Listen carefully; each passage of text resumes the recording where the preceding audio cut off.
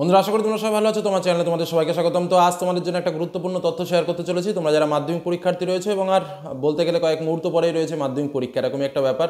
তো তোমরা পড়াশোনা শুরু করে দিয়েছো। তো আজকের আলোচনায় আমরা জাস্ট দুটো কথা আলোচনা করব। এক নম্বর যে বিষয়টা নিয়ে আলোচনা করব সেটা হচ্ছে বাংলা রচনা।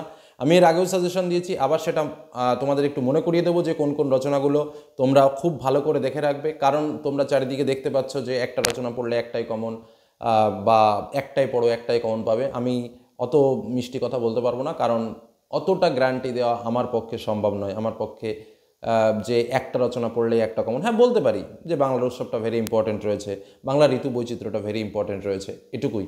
কিন্তু এর মানে এই নয় যে বাংলার উৎসবটা পড়বে মানে বাংলার উৎসবই পড়বে, বাংলা ঋতু বৈচিত্র্য পড়বে মানে বাংলা ঋতু বৈচিত্র্যই পড়বে, বা বিজ্ঞান ও কুসংস্কার পরীক্ষাতে আসবে না, এটা কিন্তু আমি বলতে পারবো না। হ্যাঁ, তবে একটা জিনিস যেটা বোঝা যায় যে এই যে তিনটে রচনা বললাম, বাংলার উৎসব, বাংলা ঋতু বৈচিত্র্য, বিজ্ঞান ও কুসংস্কার, এই তিনটে রচনা পড়লে মোটামুটি তোমরা একটা পাবে, আশা করা যেতে পারে। কিন্তু কেউ যদি বলে শুধু বাংলার উৎসব পড়লে বাংলার উৎসবই কমন আসবে, আসতে পারে। আমি বলছি না যে আসবে না, কিন্তু 100% গ্যারান্টিতে বলা যাবে না। অনেকে বলে যে বিজ্ঞান থেকে একটা প্রশ্ন আসবেই, গ্যারান্টিতে বলা যাবে না, কারণ প্রত্যেক বছর বিজ্ঞান থেকে যে প্রশ্ন আসে এরকম রেকর্ড কিন্তু নেই। 2-1 বছর হয়েছে যেখান থেকে কিন্তু বিজ্ঞান থেকে প্রশ্ন আসেনি, এটা কিন্তু মাথায় রাখবে। আর আগেরবার বিজ্ঞান থেকে যে প্রশ্ন এসেছিল বিজ্ঞান ও বিজ্ঞান মনস্কতা, সেই জায়গা দাঁড়িয়ে এবার বিজ্ঞান থেকে প্রশ্ন নাও দিতে পারে। দেখা গেল সেখানে বিশ্ব উষ্ণায়ন বা পরিবেশ দূষণতার প্রতিকার এরকম বিষয়েও কিন্তু রচনা দিয়ে দিতে পারে। যে কারণে আমি যে তিনটে রচনার কথা বলছি, বলতে গেলে তো রচনাটা অনেকটাই বলতে হয় যে যেখানে তোমরা সমস্ত কিছুই কমন পাবে। যেমন আমি বলে দিচ্ছি, বিশ্ব উষ্ণায়ন ভেরি ভেরি ইম্পর্টেন্ট একটা রচনা এবছরের জন্য। তারপরে যেটা বললাম পরিবেশ দূষণতার প্রতিকার, ভেরি ভেরি ইম্পর্টেন্ট রচনা। বাংলার উৎসব রয়েছে। তারপরে চরিত্র গঠনে খেলাধুলার ভূমিকা বা ছাত্র জীবনে খেলাধুলার ভূমিকা, ভেরি ইম্পর্টেন্ট রচনা এবছর।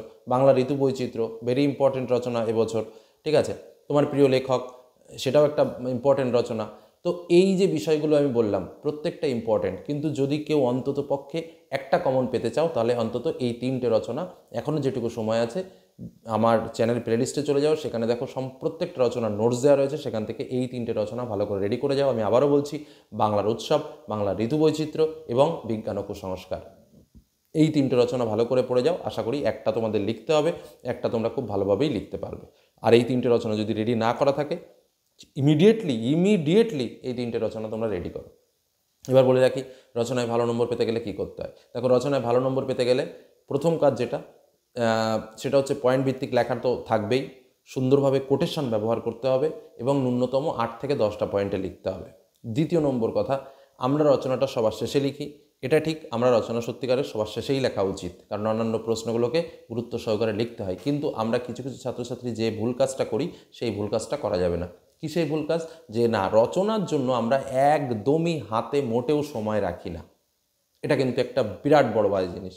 একদম লাস্টে পরীক্ষা 10 মিনিট কি 5 মিনিট থাকে, তখন আমরা রচনার কথা মনে পড়ে। কিন্তু রচনাতে 10টা মার্ক রয়েছে এবং একটু ভালো করে লিখলে যে সেখানে 9 বা 10-এ 10 পাওয়া যায়, সে কথাটা আমরা টোটালি ভুলে যাই। প্রথম কথা যেটা, তোমরা রচনার জন্য হাতে কিন্তু অবশ্যই 20 মিনিট ন্যূনতম টাইম রাখবে। এবং লেখাটাকে একদম অবহেলার ছলে না, যে এই একটা অক্ষর লিখলাম, খানিকটা দূরে আরেকটা, খানিকটা দূরে আরেকটা, মানে একদম হাতের লেখার বিশ্রী অবস্থা, এরকম কন্ডিশন করে রচনাটাকে ছেড়ো না। তাকে যথেষ্ট মূল্য দাও, তাহলেই তুমি মূল্যটা পাবে। তুমি যদি তার মূল্যটা না দাও তাহলে কিন্তু তুমি মূল্যটা পাবে না। একদম বেসিক থিওরি। তো সে জায়গা দাঁড়িয়ে তোমাদের বলবো, রচনাটার জন্য অন্তত 20 মিনিট সময় রাখো। পয়েন্ট ভিত্তিক উত্তর লেখো, যেমন করে নোটস আমরা তোমাদের জন্য শেয়ার করেছি। চ্যানেল প্লেলিস্টে চলে যাও, আবারও বলছি, সেখানে দেখো বাংলা রচনা বলে একটা ফোল্ডার করা রয়েছে। সেই ফোল্ডারের মধ্যে প্রত্যেকটা তোমরা রচনা পেয়ে যাবে, বা আমি এই ভিডিও ডেসক্রিপশন বক্সে আমি রচনার লিঙ্কটা দিয়ে দেবো, সেখান থেকেও তোমরা দেখে নিতে পারবে। কি বললাম, বোঝা গেল? এবং তথ্যভিত্তিক লেখা লিখবে, বেশি কঠিন লেখার দরকার নেই, নিজে যেটুকু বোঝো সেরকমভাবে লিখবে। আর পয়েন্ট যেন না পাবে, ন্যূনতম 8 থেকে 10টা পয়েন্ট, এবং চেষ্টা করতে হবে ন্যূনতম 4 থেকে 5টা কোটেশন কিন্তু দিতে হবে তোমাকে। কোটেশনগুলো একটু অন্য কালিতে লেখার চেষ্টা করবে, পয়েন্টগুলো অন্য কালিতে লেখার চেষ্টা করবে। রচনা যখন লিখবে তখন একদম খাতার হঠাৎ করে লেখাটা শুরু করবে না, একটা নিউ পেজে লেখা শুরু করবে। নিউ পেজ মানে প্রথম থেকে শুরু করবে। কি বললাম, বোঝা গেল? এই কাজগুলো কিন্তু মাথায় রাখবে এবং শেষেই লিখবে, কারণ অন্যান্য প্রশ্নগুলো পরপর যেমন বাংলার সিকোয়েন্স আছে, সেই পরপর সিকোয়েন্সেই লিখে যাবে। সেটাই কিন্তু বাংলার ক্ষেত্রে অনেক অনেক বেটার হয়। আর সবসময় চেষ্টা করবে যে রচনা লেখার সময় কোটেশন ব্যবহার করার। প্রথমেই একদম কোটেশনটা দিয়ে তারপরে শুরু করবে, এবং রচনার ওপরে যেটা হেডিং, রচনার নামকরণ হিসেবে প্রশ্নে যে নামকরণটা দেওয়া থাকবে সেই নামকরণটাই দেবে। ধরো তুমি পড়ে এসছো বাংলার ঋতু বৈচিত্র্য, তো ঠিক আছে, এটা তুমি ধরো বাড়িতে পড়ে এসছো, এবার তোমাকে প্রশ্ন দিল বাংলার ঋতু, জাস্ট এটুকুই দিল বাংলা ঋতু, তুমি হেডিং করলে বাংলা ঋতু বৈচিত্র্য সেটা কিন্তু করবে না, প্রশ্নে যে পয়েন্টটা দেবে সেটাই দেবে, ঠিক আছে। ধরো বাংলার উৎসবে ছাত্র সমাজের ভূমিকা এরকমভাবে প্রশ্ন দিয়ে দিল, তখন তুমি হেডিং করলে বাংলার উৎসব না, সেটা করবে না, বাংলার উৎসবে ছাত্র সমাজের ভূমিকা, যেমন প্রশ্ন এসছে ঠিক সেইভাবেই কিন্তু হেডিংটা করবে। কি বললাম বোঝা গেল? এই কথাটা যেন মাথায় থাকে।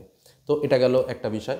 আর একটা বিষয় আমি তোমাদেরকে যেটা বলবো সেটা হচ্ছে যে একদম শর্টকাট যে কথাটা আমি একটু মনে করিয়ে দিতে চাই, যে বাংলার যে গল্প, কবিতা, প্রবন্ধ, নাটক এবং আমাদের সহায়ক গ্রন্থ কণিক, এই প্রত্যেকটার যে রাইটার রয়েছে বা প্রত্যেকটা যে উৎস গ্রন্থ রয়েছে, সেই উৎস গ্রন্থগুলোর নামগুলো কিন্তু ভালো করে মনে রাখবে, এইগুলো থেকে কিন্তু প্রশ্ন আসবে।